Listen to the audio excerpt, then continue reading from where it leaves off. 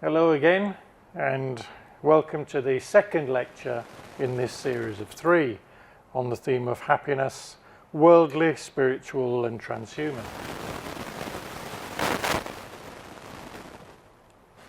We're now at the second point here, spiritual, as you can see from the slide, and we ended the first lecture with, if you like, a catalogue or classification of the various forms of worldly happiness which we find in the Pali Canon.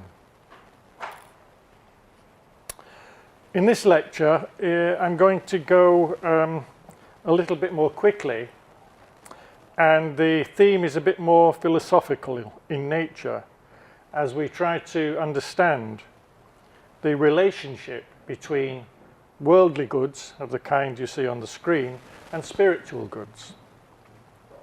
I will also make a suggestion about this relationship that's a bit controversial and that not all scholars will agree with. Now, there are various ways to classify the goods of the kind listed here. I've chosen one way, but that's not the only way. Philosophers have suggested other ways of classifying goods of this kind, distinguishing, for example, relational goods, like friendship, power and authority, from competitive or privative goods, like wealth and honor. Some goods also appear to be predominantly instrumental in nature, like wealth and power, while others, such as health and beauty, seem to have a stronger claim to intrinsic worth. In other words, to being good in themselves, independently of their relationship to other goods. These classifications are by no means hard and fast and need not be mutually exclusive. Let's take an example. The Buddha's beauty, for example, can be counted as both an intrinsic good of the body and an instrumental good insofar as it serves to inspire faith and attract converts. The question I want to raise in this lecture, though, is not so much about classification as about the role of spiritual goods and worldly goods in relation to happiness overall. To begin, let's take a quick comparative look at 2 Western thinkers with different perspectives on this question. So our question is, what's the role of worldly goods in happiness overall? Are they important, or do only spiritual goods, like virtues, matter? Can we be happy without worldly goods, in other words? Now, here are 2 philosophers who took a different perspective on that question. On the left is Zeno, the founder of the Stoic school, and on the right, Aristotle. Now, as you can see, Zeno there looks a bit serious. Doesn't look very happy in that representation. And perhaps this captures something of the tone of Stoic philosophy. It's rather stern. It says we can be happy without external things. In fact, these are things we should aim to detach ourselves from because we can do nothing about them. We can't control them. The only thing we can control is ourselves and our attitude towards external things. So he would say, worldly goods, okay if you got them. If you haven't got them, don't worry about it. Life's ups and downs, deal with them as best you can. Cultivate virtue, that's all you need. That will be enough to make you happy.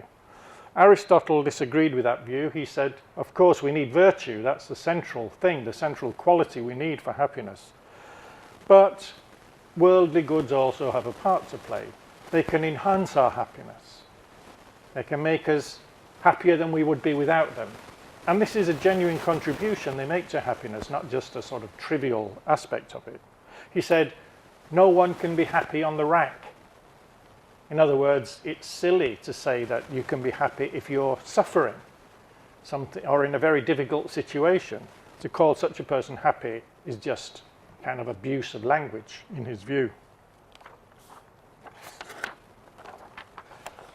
So what answer does Buddhism give to this question? Well, one answer that's been quite popular is similar to the Stoic position. This view is that worldly goods have no role to play in happiness, at least in the supreme form of happiness that Buddhists call nirvana. On this view, nirvana is to be equated with one human good alone, namely a certain kind of theoretical knowledge. The popularity this position has enjoyed is understandable. Given the importance Buddhism attaches to the mind and mental states, it is unsurprising that the intellectual virtue of understanding, panya or prajna, takes pride of place as the central component of well-being. Nirvana is then understood as an epistemological attainment, consisting in a certain kind of knowledge, understanding, or intuitive insight. Everything else, that's to say even moral virtue and certainly worldly goods, have only an instrumental value to the extent that they facilitate the cultivation of intellectual virtue. Edward Conzer provides an example of those who hold this view when he says that, quote, wisdom alone can set us free. Wisdom, prajna, he states, is regarded as the highest virtue because ignorance and not sin is the root evil. The virtues of the Brahma Viharas, by contrast, all moral virtues of loving kindness, compassion, sympathetic joy, and equanimity, he continues, are concerned with the social world and with living beings who represent a deceptive, diminished, and alienated reality. He wrote that in 1983. Worldly goods then, like health, wealth, and social status, would have very little importance on this interpretation. I think this position is mistaken insofar as it elevates a single good, wisdom, to the status of master value, and in so doing undervalues both moral virtue and worldly goods. We can see that this position undervalues moral virtue by looking at the Sona Danda Sutta. This is Sutta number 4 of the Digha Nikaya. This text provides us with an authoritative statement on Buddhist axiology, in other words, on Buddhist theory of value. This text makes clear that we must include moral virtue, at least in any account of the human goods recognized by Buddhism.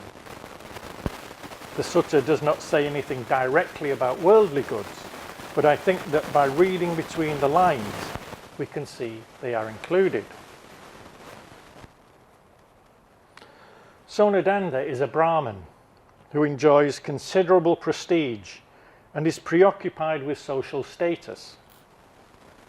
He is described as enjoying a good reputation, being well born on both the mother's and father's side, possessing great wealth and resources. He is said to be handsome, good-looking, pleasing, of the most beautiful complexion, in form and countenance like Brahma.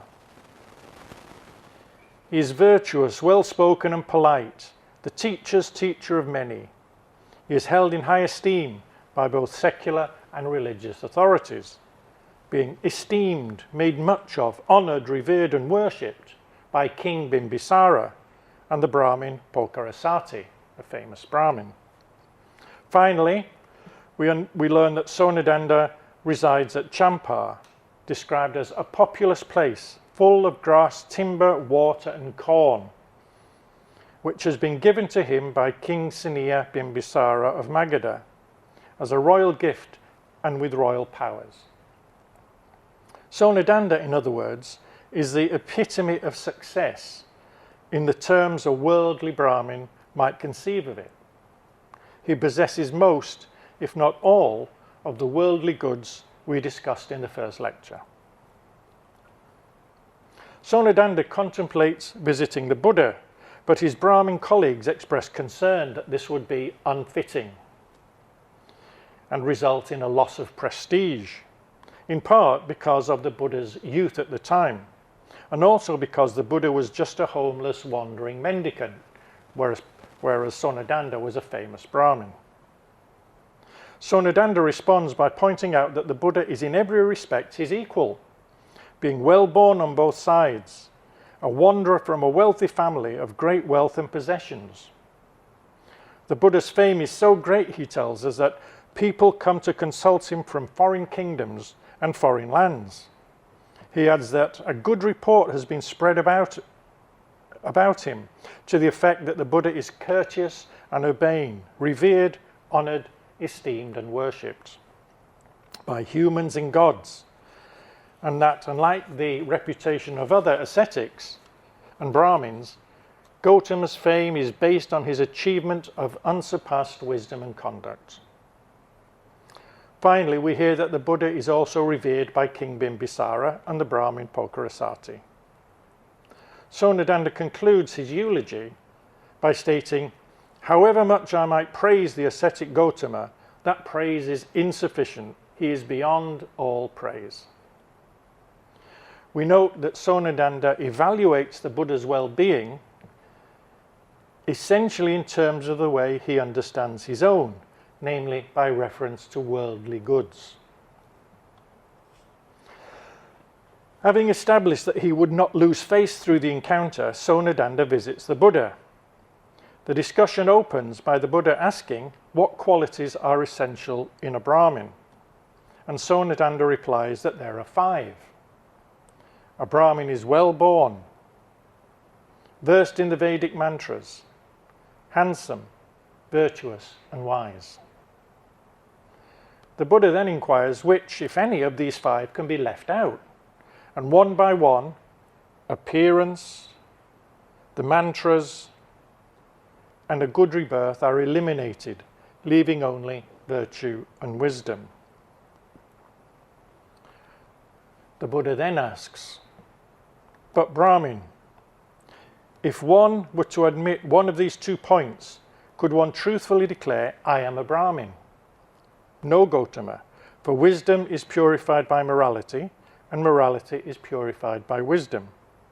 Where one is, the other is. The moral man has wisdom, and the wise man has morality, and the combination of morality and wisdom is called the highest thing in the world. Just as one hand washes the other, or one foot the other, so wisdom is purified by morality, and this combination is called the highest thing in the world." The Buddha then confirms Sona Danda's statement, providing us with a definitive statement on Buddhist axiology. Here, the supreme good, the highest thing in the world, is defined as a combination of moral and intellectual virtue.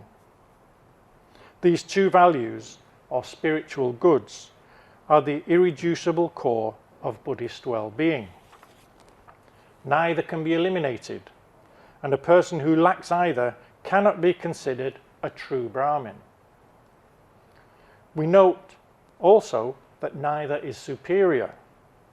They are likened to 2 hands or 2 feet, different but equal and interdependent.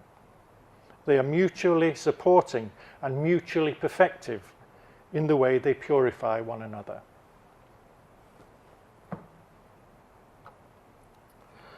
Let's take a moment to review some of the opinions about happiness we've considered so far. On the slide you can see a table showing 5 conceptions of happiness. At the top are the Stoics. The Stoics believed only 2 things were necessary: wisdom and moral virtue.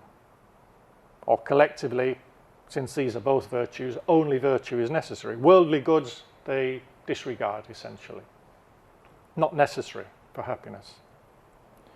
Aristotle disagreed, as we saw. He thought that wisdom, moral virtue, and worldly goods all were necessary for true happiness. I also read out the opinion of Edward Conzer, a Buddhist scholar, He said only wisdom is necessary. Moral virtue, not important. Worldly goods, not important either. Then we saw the opinion of Sona Danda the Brahmin. He said, or he gave the impression, seemed to think that worldly goods were very important, the other two not so necessary. And then we saw the Buddha questioning Sona Danda and in a kind of Socratic style of analysis, drawing out from him the conclusion that wisdom was necessary and moral virtue was necessary. Both essential, he said, like the two hands or the 2 feet. But what about worldly goods? What did the Buddha think about the role of worldly goods? So, the Sona Danda Sutta presents us with 2 contrasting conceptions of value. It's clear that from his personal values and lifestyle, Sona Danda identifies well-being exclusively with worldly good, with wealth, with fame, with status, and so forth. The Buddha, on the other hand, defines happiness exclusively in terms of spiritual goods or virtue, moral virtue, and intellectual virtue or wisdom. This statement by the Buddha at first sight appears to endorse a Stoic-like conception of well-being. In other words, that happiness is a matter of possessing certain virtues and that worldly goods are irrelevant to happiness. You can see the bottom line and the top line, fairly similar. Well, we've got a question mark here because we're still pondering this issue. I think, however, that the discourse should be read as endorsing the indispensability of morality and wisdom to happiness, while leaving room for the inclusion of worldly goods. In other words, I interpret this text as claiming that wisdom and moral virtue are essential to happiness, but that this happiness can be enhanced by worldly goods.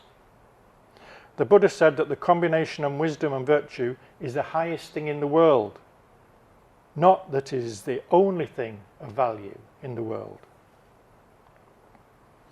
As we saw, the discourse first of all presents Sona Danda's view that only worldly good has value. Through a skillful use of reasoning, the Buddha demonstrates that this view is incorrect, and it would be a mistake to identify happiness exclusively with worldly good. The reason it would be a mistake is that it overlooks the importance of virtue. Without virtue, no amount of worldly goods can help an agent achieve final happiness, or nirvana. It does not follow, however, that Sona Danda is mistaken in attributing value to worldly good. His error, rather, is in excluding virtue from his conception of well-being. I think we can see that worldly good also has value because when Sona Danda praises the Buddha, he does so in terms of his own understanding of well-being, and the Buddha does not repudiate this appraisal or qualify it in any way. Sona Danda's eulogy mentions the Buddha's noble birth, his family wealth, his beauty, his honor, fame, reputation, and praise. The Buddha does not denigrate these values or object to his good fortune being characterized in these terms. He does not denigrate these values, I believe, because he accepts that they form part of his own well-being. To the worldly goods just mentioned, we can add others that we know about. In addition to beauty, the Buddha also enjoyed the bodily goods of longevity and good health. He had good social relations with members of all 3 social classes. He enjoyed the friendship of colleagues in the holy life of brahmacharya and the high social status of a religious teacher, as we see this office portrayed in the Samanyapala Sutta. As a teacher, he also possessed authority and taught taking the Dhamma as his standard banner and authority. Finally, it seems safe to assume he regularly experienced the pleasure of the jhanas, so frequently mentioned in his discourses. Thus, while the Buddha was clearly perfect in virtue and wisdom, it is hard not to see how the worldly goods just mentioned also contributed to his happiness.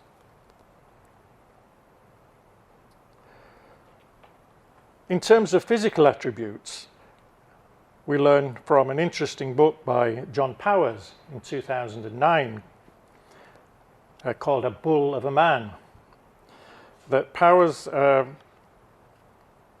notes how the Buddha has the most beautiful possible body because he surpasses all others in morality, wisdom, and good qualities.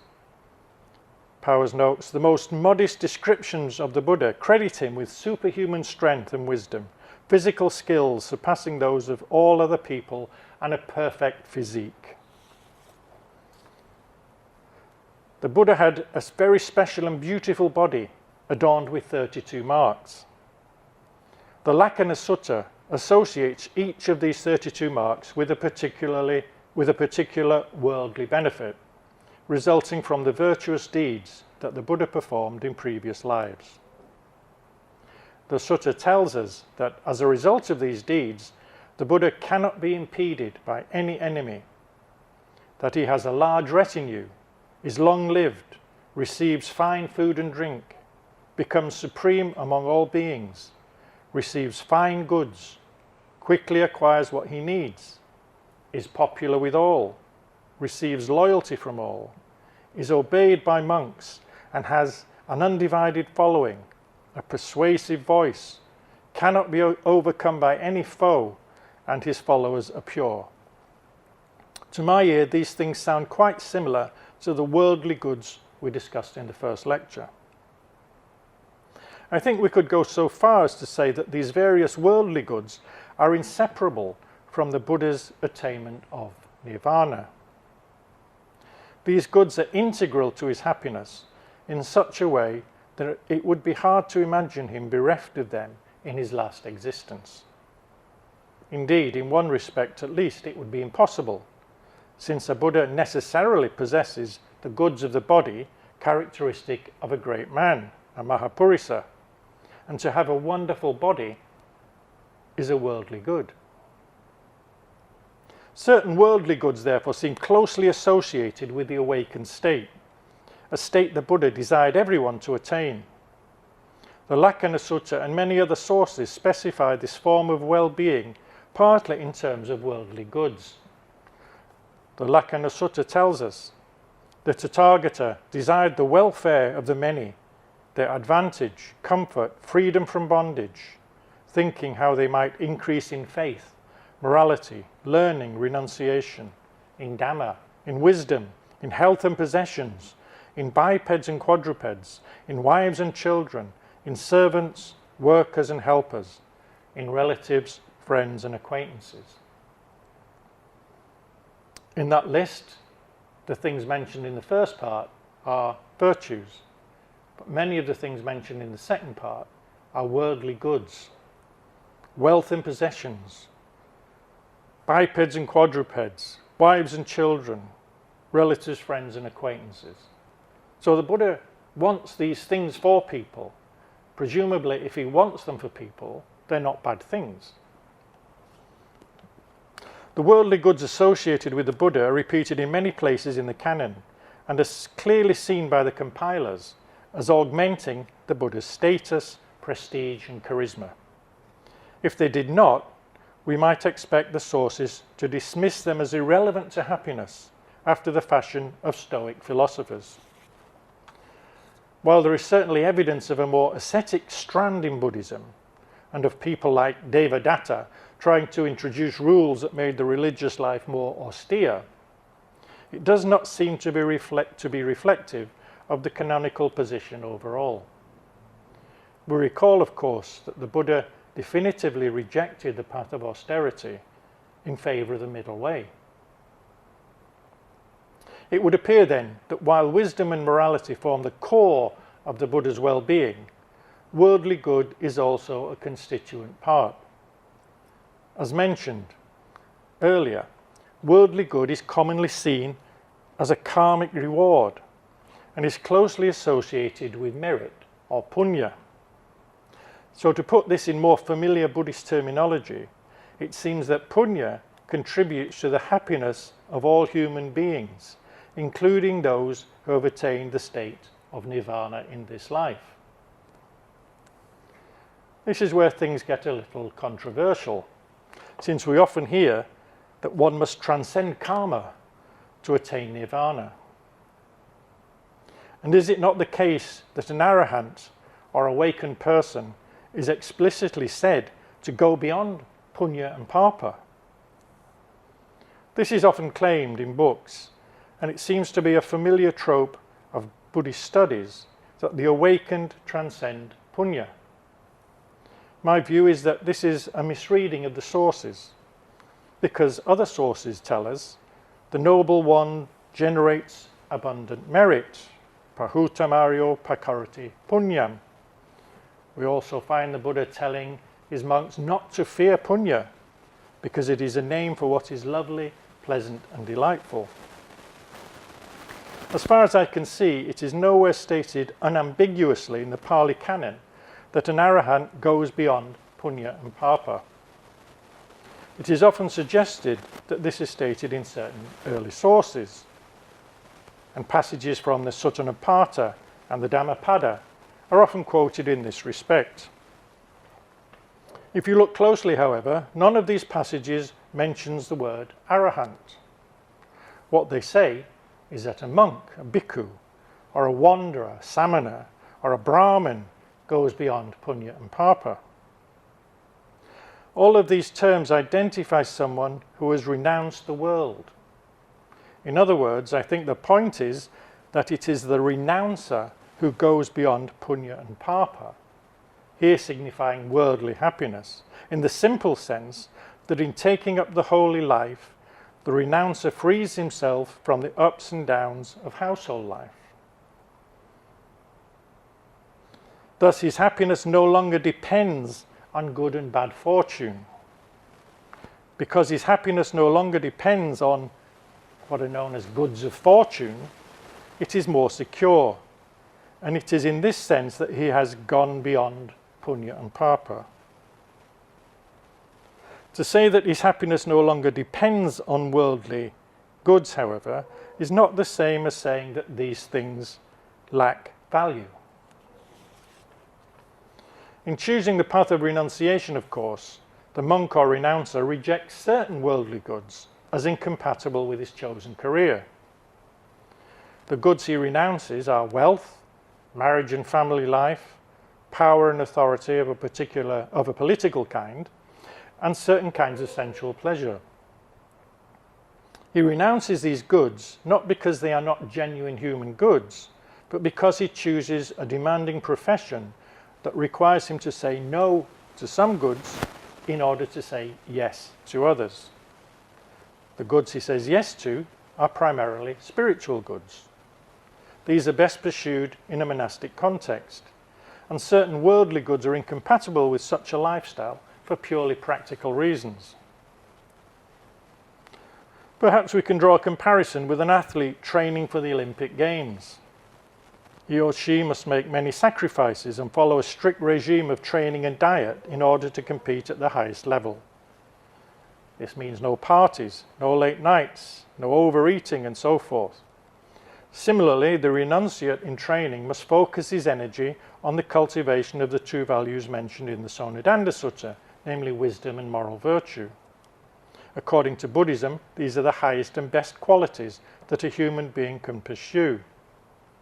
The renunciate, like the athlete, pursues these goods in the fast lane, so to speak, and to do so must be free of the distractions that arise in the worldly life, like raising a family or running a business.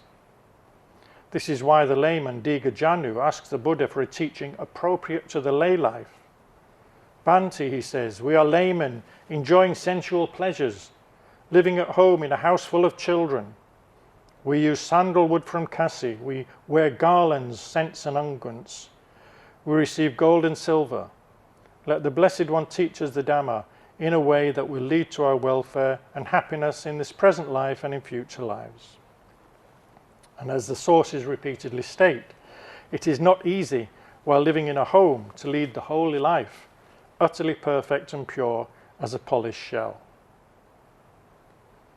Recently, as I came through the airport here in Hong Kong, it struck me that this contrast is a bit like when you're standing in the check-in line And you see some people checking in with 3 or 4 large suitcases and others with only carry-on baggage. The people who travel light are like the monks and nuns.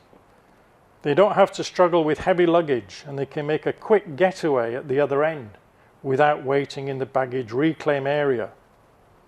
So even though all these passengers are on the same journey, our personal circumstances and priorities can be different. That wisdom and moral virtue are the highest human goods does not mean that they are the only human goods, and certain worldly goods retain importance even for the renunciate. Monks and nuns need accommodation, food and drink, medical services and so forth, and these resources must come from somewhere. Their overall well-being, furthermore, is enhanced by numerous worldly goods of the kind we discussed in relation to the Buddha, such as friendship, spiritual satisfaction and pleasure, authority and respect. So the suggestion that the Buddhist ideal involves a stoic-like disinterest in worldly goods is, I suggest, an exaggeration. Worldly goods are important to everyone, regardless of their level of spiritual attainment. To sum up, we can see from the Buddha's statement in the Sona Danda Sutta that wisdom must be accompanied by moral virtue if one is to be called a true Brahmin.